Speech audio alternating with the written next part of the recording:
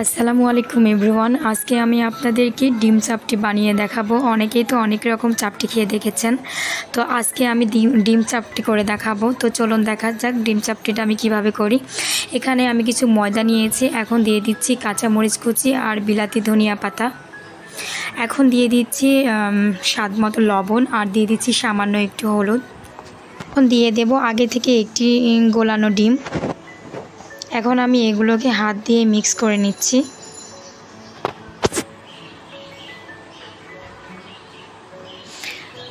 সামান্য একটু পানি দিয়ে দিলাম, এভাবে একটু একটু পানি দিয়ে ময়দাটা মাখিয়ে নেব। ময়দাটা অনেক ভালোভাবে গুলিয়ে নিয়েছি। এখানে বেশি পাতলাও করিনি আবার ঘনও করিনি, তো এভাবে মিহিন করে গুলিয়ে নিতে হবে।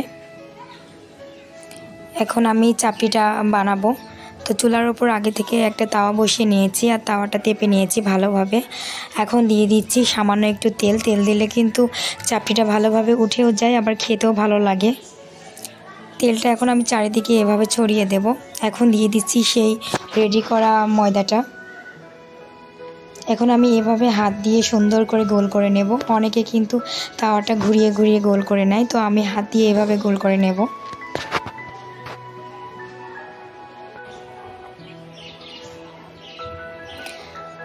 হাত দিয়েও কিন্তু অনেক সুন্দর গোল করা যায় চাপটি।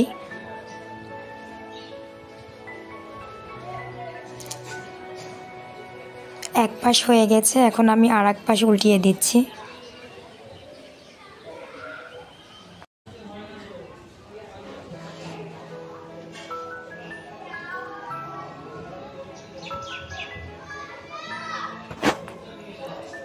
তো এখন আমি এটা উঠিয়ে নেব।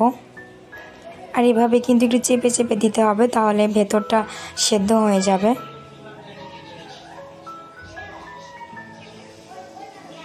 একটা বানানো হয়ে গেছে, আপনাদেরকে আমি আরেকটা বানিয়ে দেখাবো। তো যাই হোক, এভাবে চাপটিটা বানাতে হবে।